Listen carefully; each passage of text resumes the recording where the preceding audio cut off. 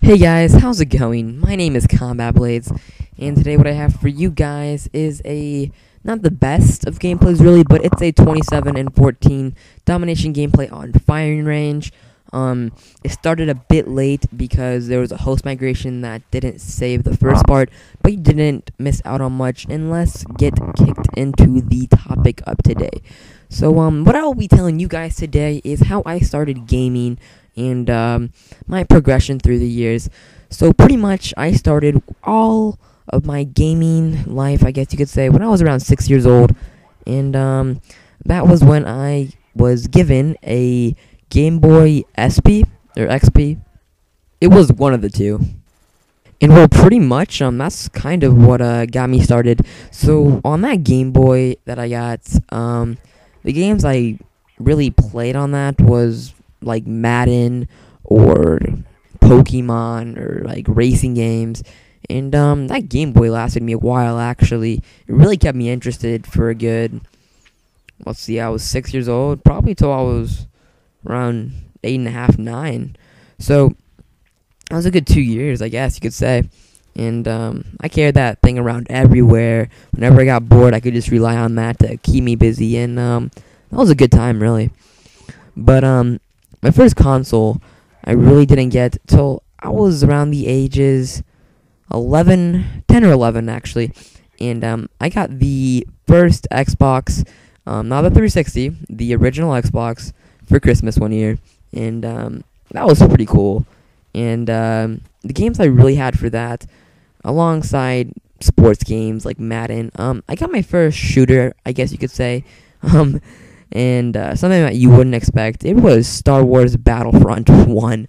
My mom was kind of my mom was against the idea of getting a warfare shooter because in my family we have a lot of military people, and that's totally understandable. And I can see why she was opposed to that. But this is more of a sci-fi shooter, so she was more lenient to this one. So I got it, and Xbox Live for the original Xbox wasn't too big, so I played against the CPU or computer, and I don't know, I had a really fun time on that game. That was prior to Call of Duty and stuff. I knew a little bit about it, but not too much. And yeah, that lasted me a good year, maybe year and a half. And I had a really fun time on that game. So around 2 years later, when I was about the age of 12 or so, maybe 13, I think I was 12, I got a PlayStation 3. And I got that because a lot of my friends had gotten them. And I still had the original Xbox that no one had. And PlayStation had free online. So I got a PlayStation 3, and I got like FIFA on that PlayStation 3, and I got more sports games and Midnight Club Los Angeles and stuff like that. And then I remember this really clear. So on the day of my 13th birthday, as you know, when you're 13, you turn a teenager, and teenagers can get T-rated games. So right when I turned 13 on the 18th, my mom and I head down to GameStop, and that is where I buy Battlefield Bad Company 1 for the PlayStation. And that was my real first taste of an actual warfare shooter. And well, I loved that game. None of my friends had it. They had Call of Duty Modern Warfare 2, but I loved Battlefield Bad Company 1. The online was a decent experience. Well, you had to wait like 10 seconds to spawn in, and there was quite a bit of lag and stuff. But yeah, that was still my first shooter game, and those flaws aside, it was a great game. And then afterwards, I had a friend that had this game called Warhawk, and every time I went over to his house, I loved to play it. And it was this online game that pretty much you didn't really have set weapons.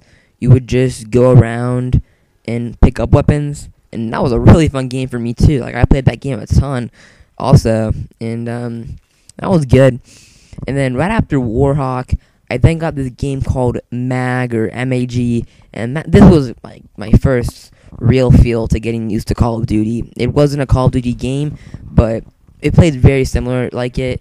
And games were huge, and It was a really fun game, actually. It's probably the most realistic one aside from Call of Duty that I'd ever played, and that really got me a feel for those warfare games. And then I got an Xbox 360 because everybody else started getting a 360, and around maybe 3 months prior to I was 14 years old, my mom finally allowed me to get Black Ops 1, and well, that's when all the everything actually began. I didn't start knifing right away. I didn't really start knifing actually till around 2 months before Modern Warfare 3 came out. Pretty much how it started was not not because of a single person or people, more so that I was in a lobby and there was a full team of people knifing. It was really ticking me off, but at the same exact time, I was really interested and intrigued by it, and at that time, I wasn't really good with guns, so I was like, you know what, why not give it a shot, see if I'm good at it. And I don't know about you guys, but I think that turned out to be a good idea, and I kind of succeeded. So I didn't start strictly being knife only for the most part until MW3. That's when I really started getting serious, and that's when I started meeting all of my friends that I have now, and I've just been doing it since.